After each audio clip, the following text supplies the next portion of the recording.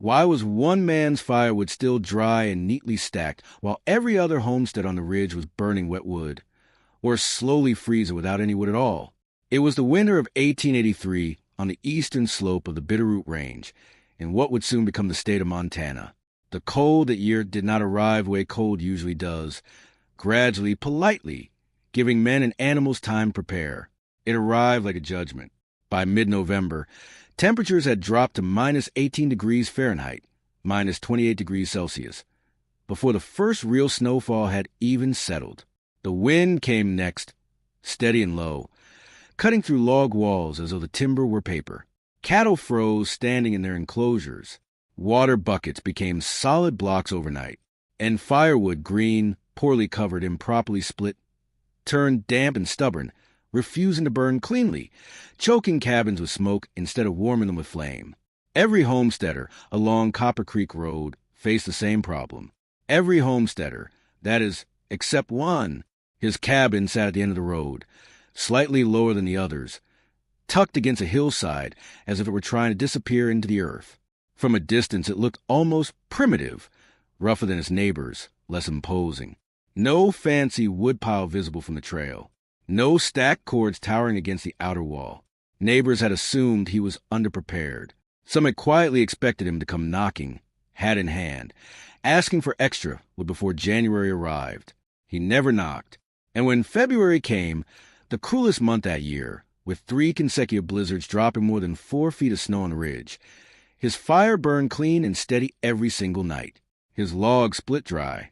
His cabin held heat for 6 to 8 hours after the last log was placed, and the wood that fueled all of it had been stored underground, sealed away from frost and moisture, protected by nothing more than 2 feet of packed earth and one man's willingness to dig where everyone else refused to look.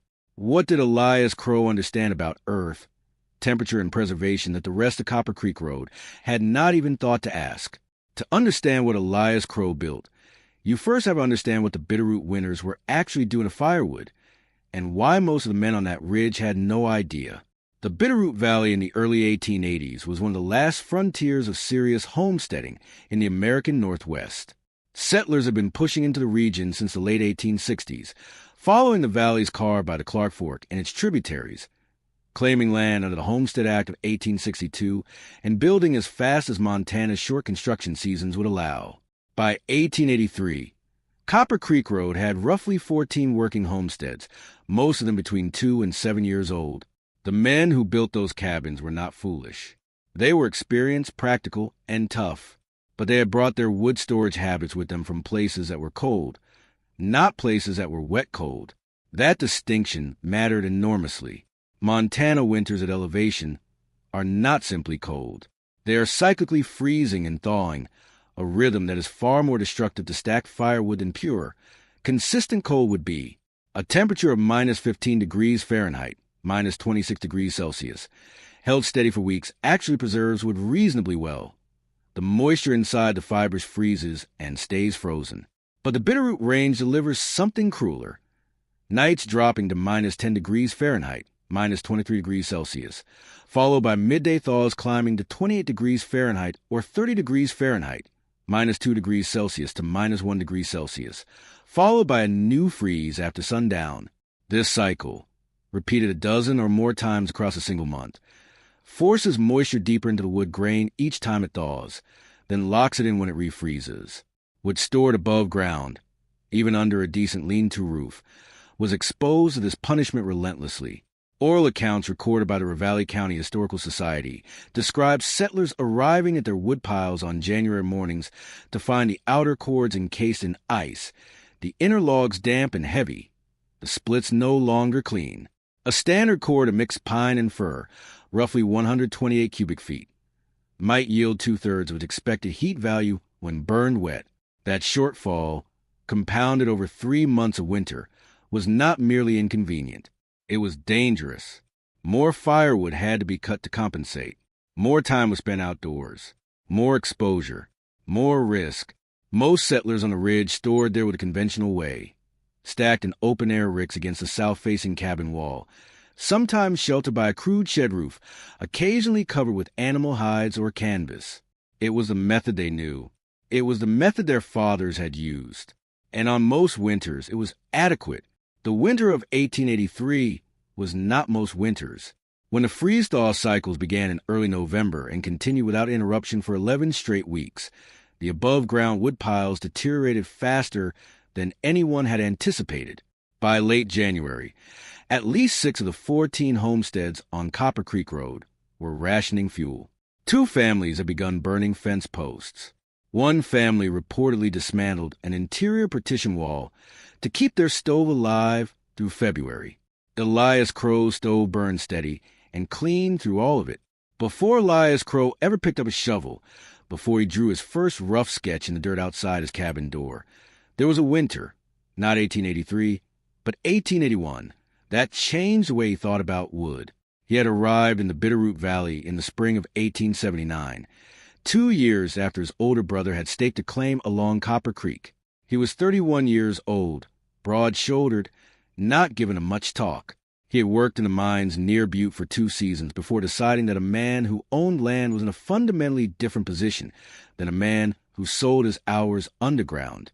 He built his first cabin in the summer of 1879, a single-room structure, 16 feet by 18 feet, green pine logs, a stone and clay hearth on the north wall, a split-shake roof, standard construction for the time, reasonable for the climate, or so he believed. The winter of 1880 to 1881 introduced him to the specific cruelty of Bitterroot cold. His woodpile, stacked in the customary way against the south wall, was fully exposed to the freeze-thaw cycle described by so many settlers of that era. By December, the outer layer of the rick had frozen solid into a kind of informal wall of ice-lock timber. By January, the logs he was pulling from inside the stack were heavy with absorbed moisture, 25 to 30% moisture content, by rough estimates that any experienced woodsman could feel in the weight of the log alone. A dry hardwood log at 20% moisture or below ignites cleanly and burns hot.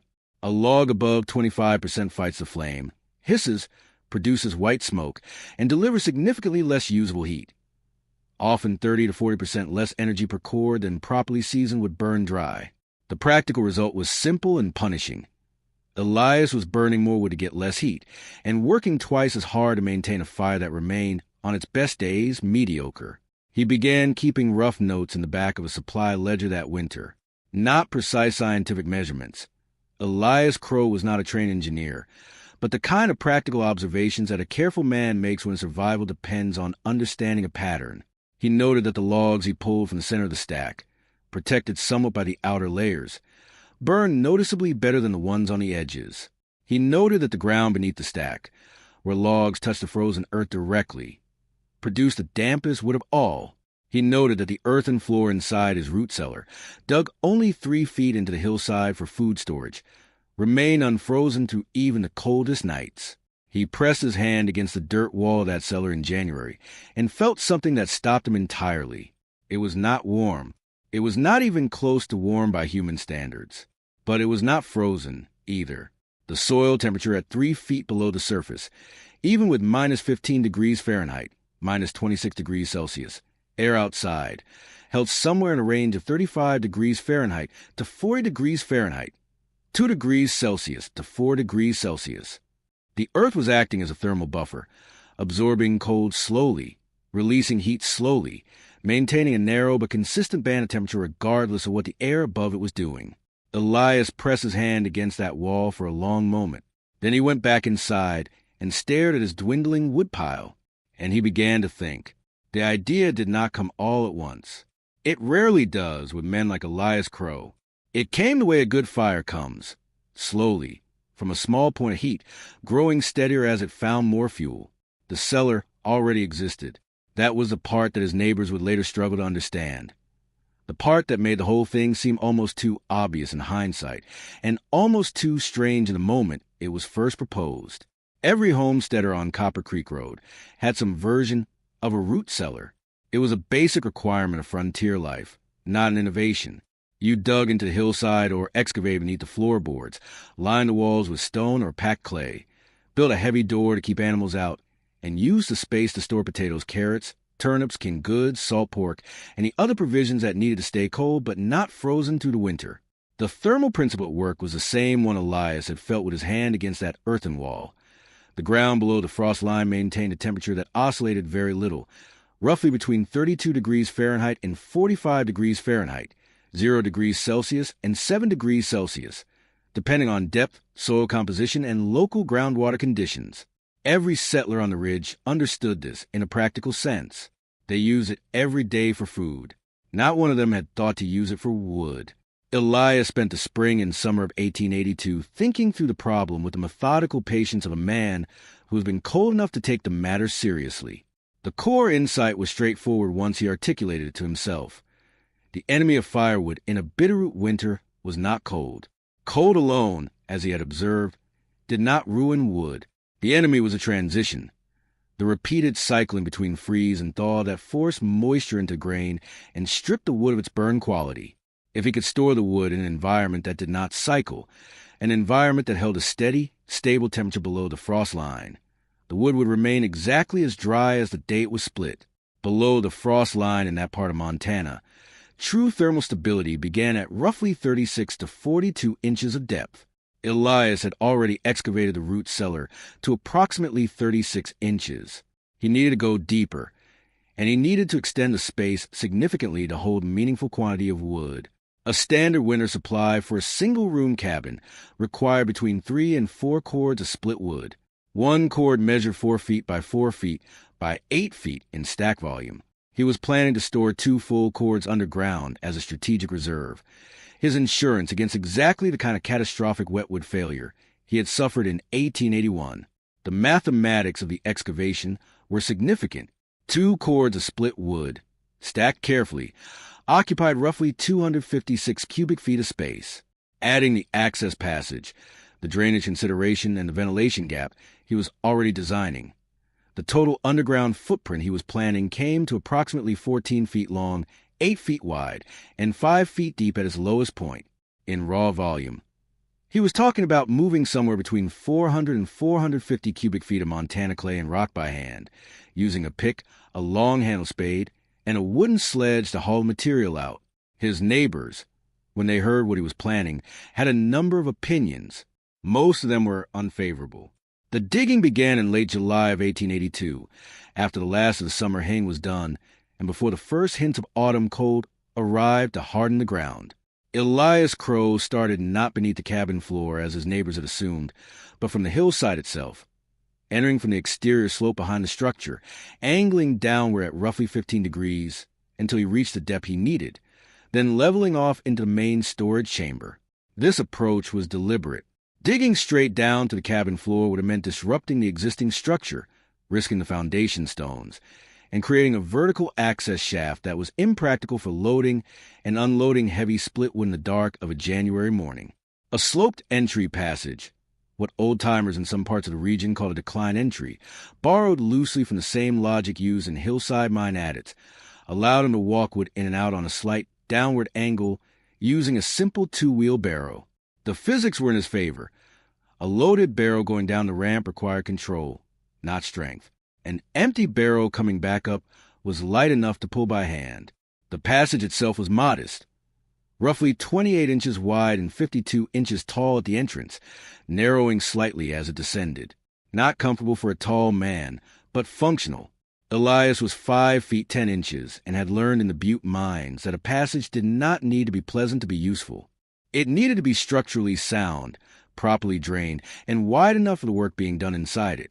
He reinforced the passage walls with flat stone slabs, dry stacked without mortar, set tightly enough to prevent soil collapse, but with small gaps that allowed any seeping groundwater to drain toward a shallow pit he dug at the lowest point of the chamber, a sump, in practical terms, roughly 18 inches square and 14 inches deep, lined with loose gravel to allow water to percolate away rather than pool on the floor.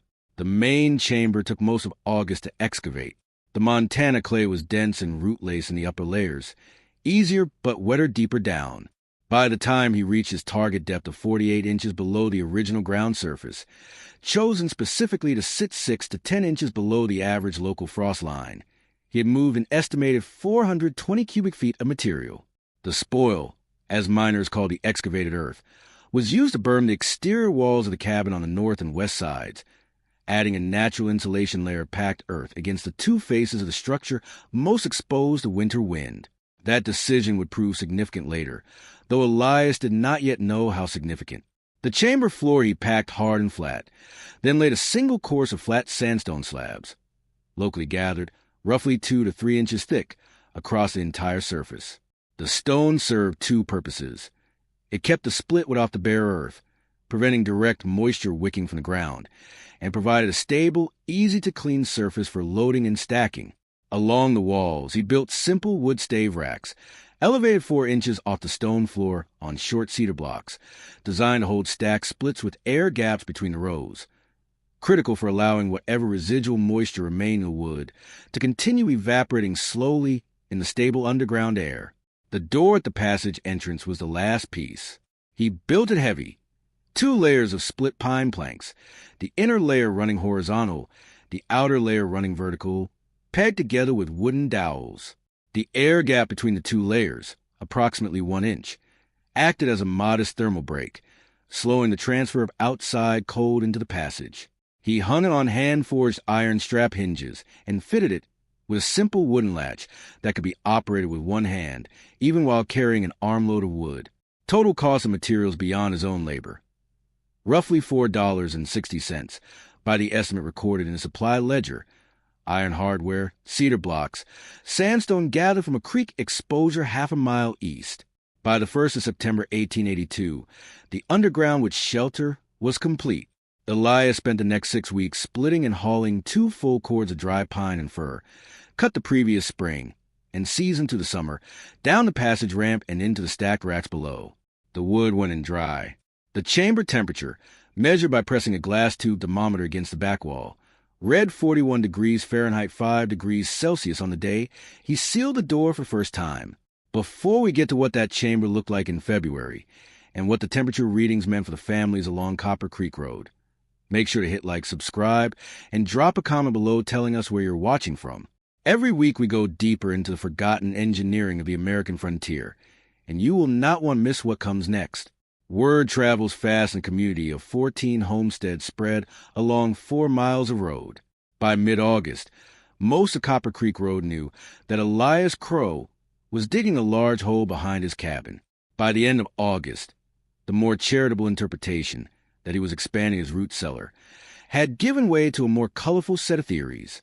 Harlan Voss, whose claim sat half a mile north of Elias's and who considered himself the most experienced builder on the ridge, was the first to ride down and take a formal look.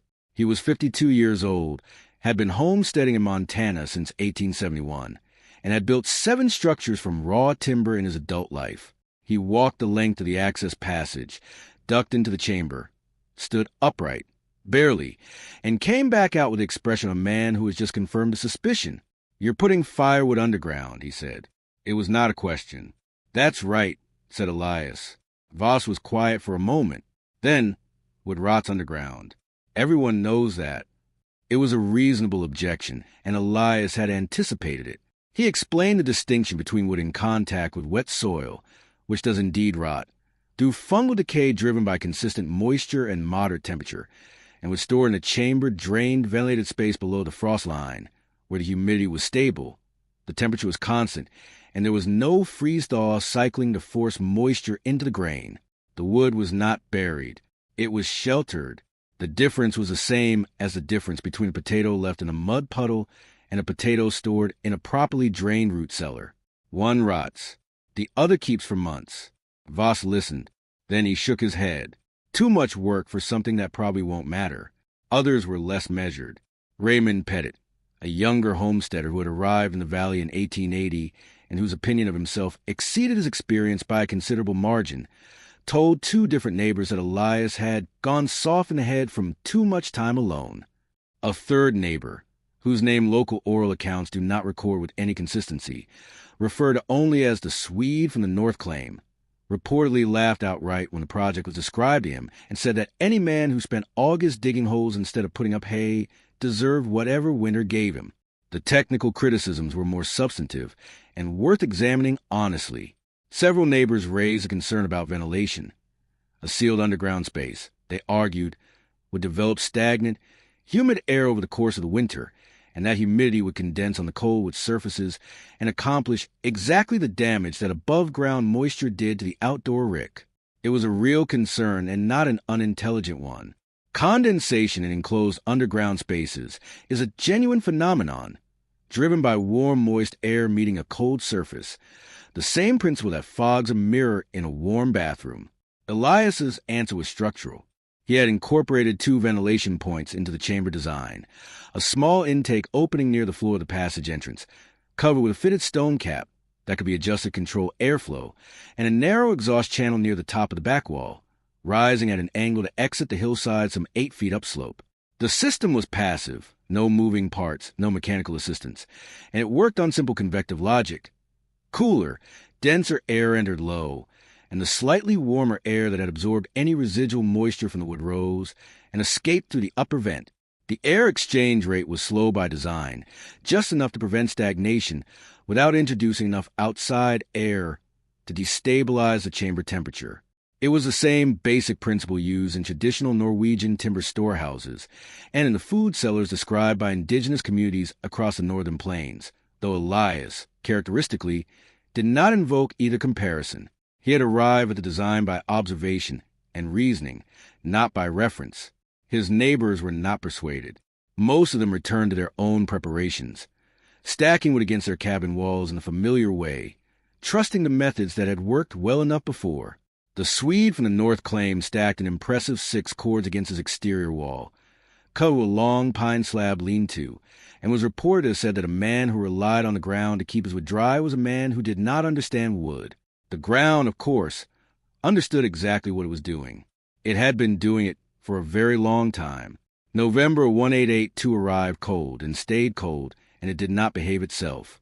The first freeze-thaw cycle hit Copper Creek Road on the 8th of November, a hard freeze dropping to -9 degrees Fahrenheit, -23 degrees Celsius, overnight, followed by a midday thaw that pushed the air temperature up to 31 degrees Fahrenheit, -0.5 degrees Celsius, just barely below freezing but warm enough to begin releasing moisture from any snow that had accumulated on the wood piles.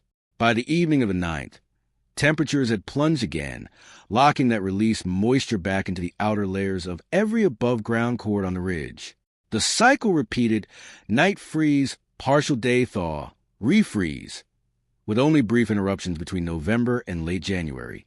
Local accounts preserved to the Ravalli County Historical Society describe it as one of the most persistently damaging winters for firewood that long-time settlers could recall, not because of a single catastrophic cold event, but because of the relentless alternation that stripped wood of its burn quality week by week. By the second week of December, Harlan Voss had noticed that his outer cords were burning poorly. He was an experienced enough man to recognize the signs. The initial reluctance to catch in the coals, the white smoke rolling from the firebox instead of the clean gray wisp of dry wood, the way the fire needed constant attention instead of settling into its own steady rhythm. He calculated that he was burning approximately 20 to 25% more wood than usual to maintain the same cabin temperature, a shortfall that, projected across the remaining 10 weeks of winter, put his total supply uncomfortably close to the margin. He began rationing in December. That was not something Harlan Voss had ever done before.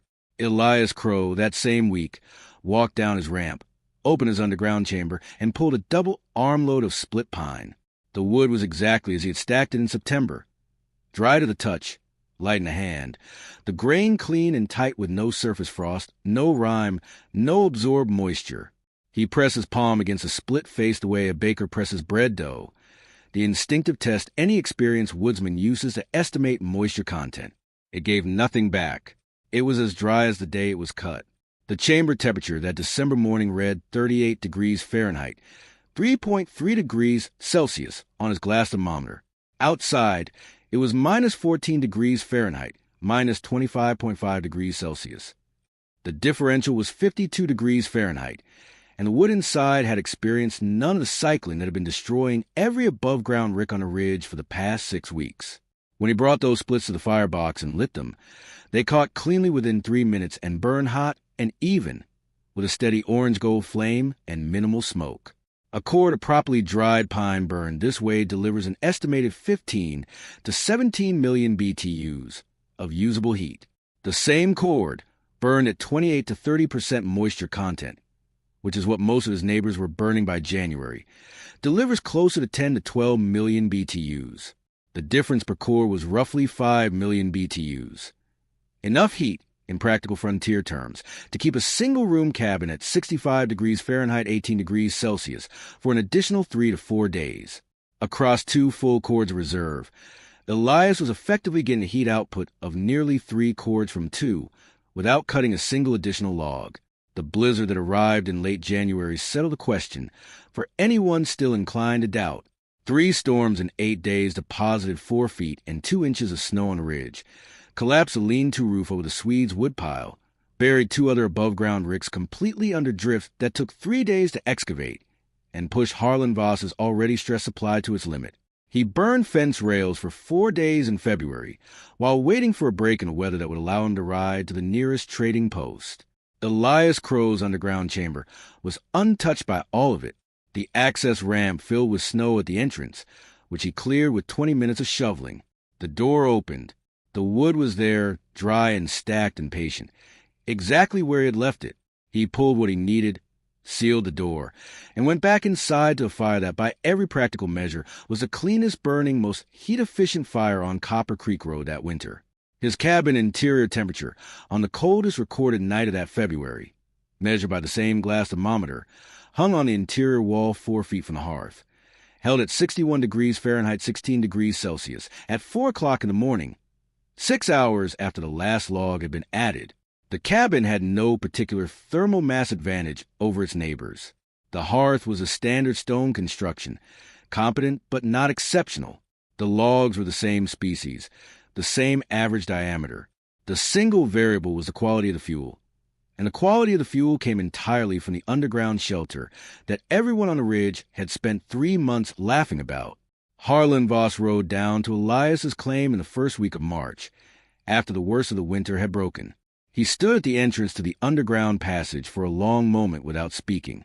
Then he asked how deep the main chamber floor was. Elias told him, 48 inches below grade at the lowest point. Voss nodded slowly, the way a man nods when he is recalculating something he thought he already understood. "How much did you go through?" he finally asked.